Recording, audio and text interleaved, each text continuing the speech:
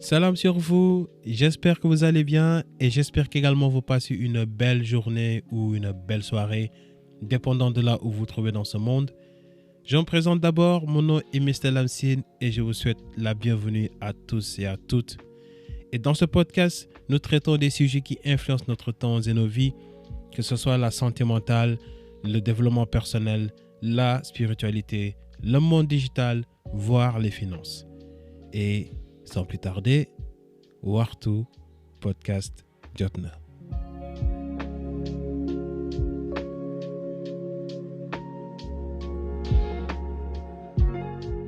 Salut et merci beaucoup de nous rejoindre pour ce nouvel épisode de Wartu Podcast. Avant de démarrer cet épisode, je vais d'abord te demander d'aller t'abonner si tu ne l'as pas encore fait aux pages Instagram, TikTok et YouTube de Wartu Podcast, mais également d'écouter ce podcast via Apple Podcast, Google Podcast et Spotify. Et n'oublie surtout pas de t'abonner également afin de ne rater aucun prochain épisode. Avant de commencer ce podcast, j'aimerais d'abord que nous ayons une pensée pieuse et également de formuler des prières aux personnes qui ont malheureusement été victimes de ces manifestations ici au Sénégal. Et j'aimerais lancer également un message d'abord à nous les jeunes, à ce trésor caché,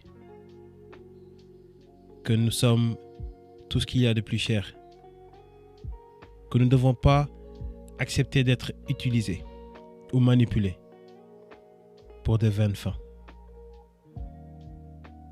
Je lance également un message aux leaders, mais également aux arbitres,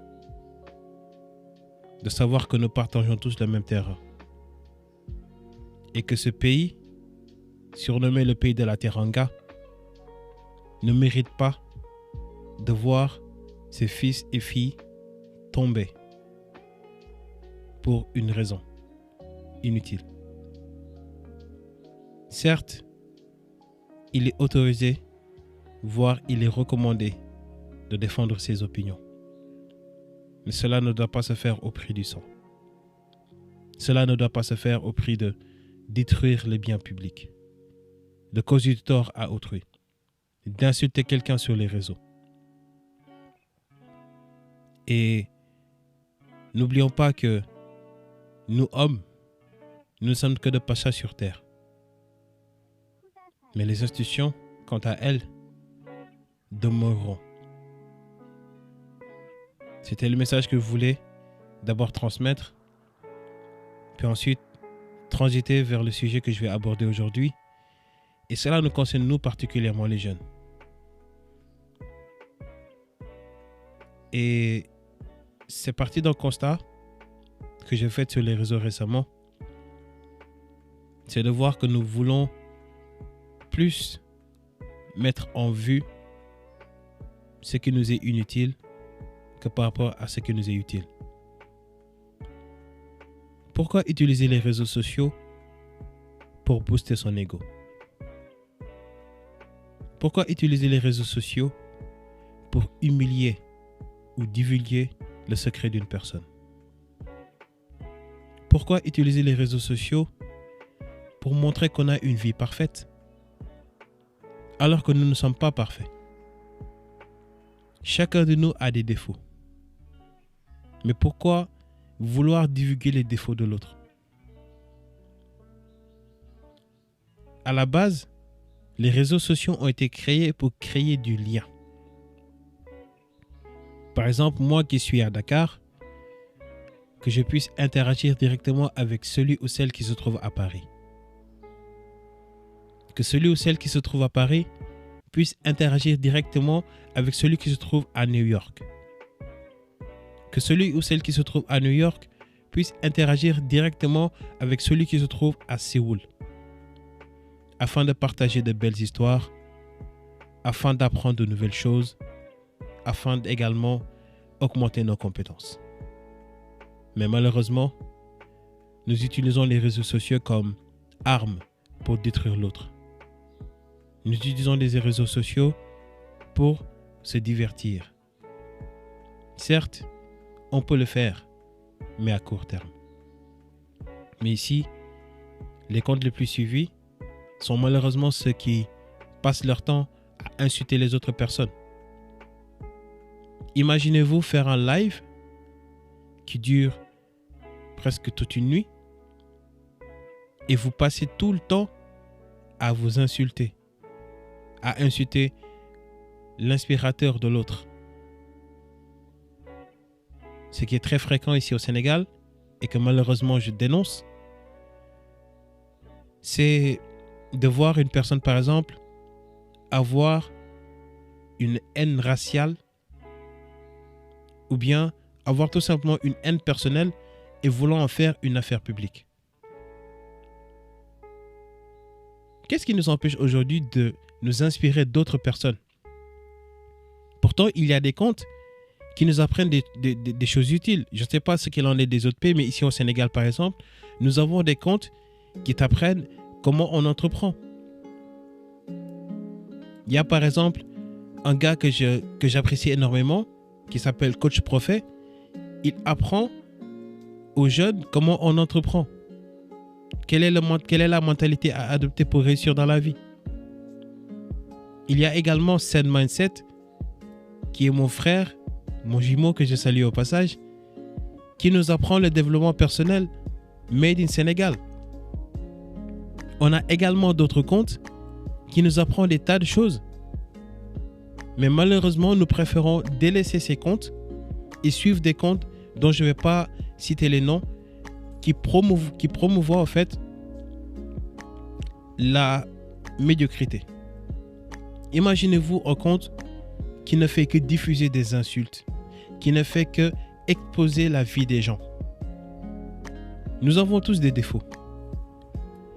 Est-ce qu'aujourd'hui cela nous plairait qu'on puisse voir nos défauts exposés à la place publique? Il y a également une pratique que je dénonce fortement, et c'est la pratique des anneaux. Pourquoi dénoncer en fait la vie privée d'une personne? Et qu'est-ce qu'on y gagne en fait? La personne qui vient te confier un secret, c'est parce qu'il a une telle confiance en toi qu'il se dit qu'avec toi, je peux m'ouvrir.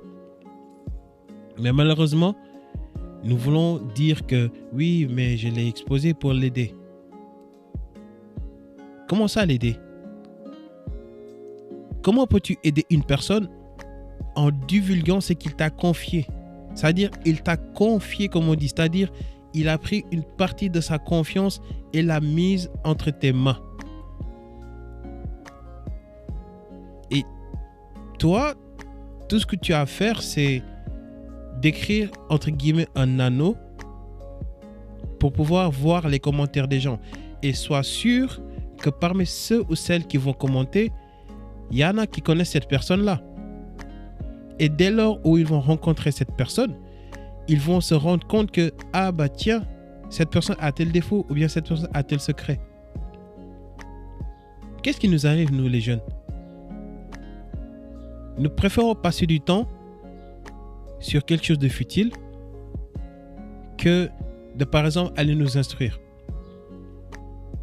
Qu'est-ce qui nous empêche, par exemple, d'apprendre notre histoire, d'apprendre nos anciens, nos sages? Qu'est-ce qui nous empêche aujourd'hui de booster le compte de quelqu'un qui vient de démarrer, qui donne des astuces, qui donne des recettes, qui nous apprend sur notre culture? Et malheureusement, un autre constat que j'ai fait également est que nous privilégions les réseaux sociaux à des fins inutiles au détriment, par exemple, de la lecture. Je me rends parfois à une librairie qui s'appelle Aux 4 Vents. Et ce que je découvre malheureusement est que tu peux rester là-bas presque 1 heure, 2 heures. Tu ne verras pas plus de 10 personnes dans la boutique.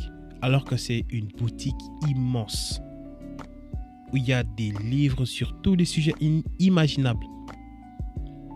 Mais malheureusement, lorsqu'une personne appelle à un concert et qui te dit que par exemple, il te fait payer 10 000 francs, 20 000 francs, 50 000 francs, voire 100 000 francs le ticket, ça sera rempli. Vous allez passer certes des beaux moments et tout ça, mais après, qu'est-ce que tu y tires à la fin? Alors que si tu prenais ces 100 000 francs par exemple, et que tu vois sur YouTube, tu tapes comment on démarre un business avec 5 000, 10 000 francs. Tu verras des dizaines de vidéos qui vont te recommander de démarrer un business avec le peu d'argent que tu as. Et cet argent-là va te servir après. Et non seulement va te servir, mais va également servir aux personnes qui sont autour de toi. Nous ne devons pas utiliser les réseaux comme moyen de nous combattre. Non. Les réseaux, en fait, sont une extension de notre vie. Imaginez-vous passer une vie où on expose tous nos secrets. Pas sur les réseaux, mais dans la vie réelle. Où chacun connaît les défauts de l'autre. Ça ne serait pas plaisant, hein? Imaginez-vous que quelqu'un marche, hop, il sait que vous cachez tel secret. Et il va divulguer ce secret à toute personne qu'elle connaît. Et que toutes les autres personnes vont maintenant vous regarder avec ce secret-là. Vous serez tellement gêné, n'est-ce pas? Maintenant, imaginez-vous, vous faites ça sur les réseaux. Là, on va dire c'est le monde digital. Mais imaginez l'impact que ça peut avoir sur cette personne. Combien de gens se sont suicidés parce qu'on a tout simplement découvert un truc qui les gênait? Ou bien qu'on crée même une fausse histoire pour tout simplement faire le buzz sur les réseaux. Combien de gens se sont suicidés après avoir vu un fake news? Combien de gens se sont suicidés après qu'on les ait exposés en anneau? Combien de gens sont tombés dans la dépression grave parce que tout simplement on a créé une histoire pour tout simplement alimenter le buzz? Regardez ce qui s'est récemment passé avec Halima Gadji. Lorsqu'on a annoncé entre guillemets sa mort, il y a une de ses tantes qui est tombée dans les vapes, qui a été évacuée à l'hôpital. Pourquoi? Parce que c'est tout simplement pour créer le buzz, pour s'attirer des vues. Mais qu'est-ce que nous rapportent ces vues au fait? À part le fait d'accumuler cette haine envers nous. Et si on utilisait les comptes, nos comptes en tout cas, pour promouvoir quelque chose de positif? Regardez par exemple la Chine, qui eux utilisent les réseaux sociaux à des fins éducatives.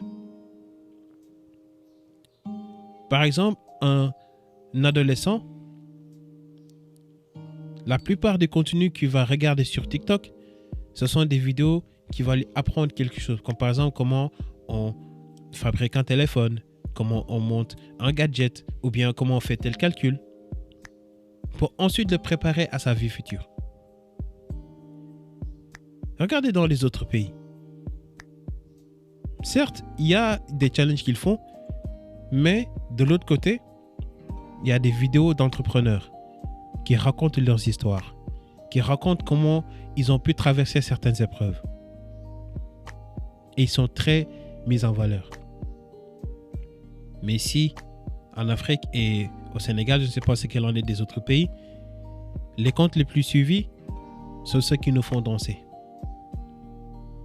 Ceux qui nous disent « Hé les gars, j'ai une nouvelle, venez, venez, venez, j'ai un grave secret à révéler ». Et là, tout le monde vient se connecter également. Peut-être certains vont deviner cette personne. Et imaginez-vous 1000 personnes venir se connecter à un live où on raconte la vie de quelqu'un. Exposer ses secrets. Nous insulter l'un et l'autre. Nous battre pour quelqu'un qui ne connaît même pas notre existence. Et si on utilisait plutôt les réseaux comme à ses débuts, c'est-à-dire de voir qu'une personne, tiens, cette personne fait de la création de contenu sur le développement personnel, je vais m'abonner, comme ça il va m'apprendre de nouvelles choses. Tiens, cette personne propose des recettes de cuisine originales. Je vais m'abonner pour en apprendre.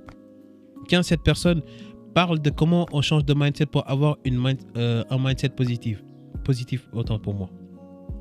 Ou bien cette personne parle de l'islam sans jugement, sans condamner l'autre. Moi, par exemple, ce que je fais avec mon compte, c'est je diffuse, comme on dit, je cherche à impacter de manière positive à travers mon contenu. Et c'est ça que l'on doit faire avec les réseaux, c'est-à-dire impacter la vie de l'autre de manière positive. Et non chercher à humilier l'autre. Parce qu'en réalité, en humiliant l'autre, on ne l'humilie pas. C'est nous que nous humilions. Parce qu'on montre en réalité que pour vivre, il faut que l'autre soit au-dessus de nous. Et en faisant cela, on montre notre vraie nature. Cela montre que sans l'autre, sans humilier l'autre, on n'existe pas. Un dernier message que je voudrais faire passer également est de savoir que le monde digital est une duplication de notre monde réel. Enlevons tout ce qui est haine. Enlevons tout ce qui est rancœur. Enlevons tout ce qui est humiliation. Et cherchons à nous protéger l'un et l'autre. Notre guide spirituel, le Cheikh Ahmed Tijani, a écrit dans une de ses lettres que chacun doit essayer de cacher les défauts de l'autre et de faire valoir ce qu'il a de plus beau. Certes, le monde n'est pas un monde parfait. Mais ce serait un monde où il ferait bon vivre si on se protégeait. Par exemple, je connais tel défaut. Au lieu de réprimer cette personne devant tout le monde, je tire cette personne et je lui dis ça en privé. Et quand elle est devant tout le monde, je fais ses louanges. C'est-à-dire, je motive cette personne à améliorer son comportement, à améliorer son caractère. Et que, au lieu d'utiliser les réseaux sociaux comme moyen d'humilier l'autre, et si on enseignait notre histoire, nos sages, au lieu de, par exemple, montrer qu'on a une belle vie, etc. Et si on mettait en valeur plutôt nos anciens, ceux qui nous ont inspirés. Il y a des comptes qui font ça. Moi, avec mon compte, je peux dire, personnel, Mr. Lamsin, je diffuse pas des informations, mais je partage des contenus qui parlent de nos anciens, tels le Cheikh Ibrahim Fall, tel le Cheikh Haj Malik Sy, tel le Cheikh Ahmadou Bamba. Il y a également un autre compte que je vous recommande fortement d'aller suivre, et c'est le compte de Zen Mindset, qui aussi fait du développement personnel avec comme référence nos anciens également. Pour ceux qui sont avides d'argent, il y a un compte que je vous recommande fortement d'aller suivre qui s'appelle The Up Tribe, que je vais aussi mettre dans la description du podcast. C'est un compte qui vous apprend comment on gère son argent. Et il y a plein d'autres comptes qui nous servent à quelque chose. Il faut qu'on nous booste. Aujourd'hui, nous sommes des jeunes qui veulent quelque chose de meilleur dans l'avenir.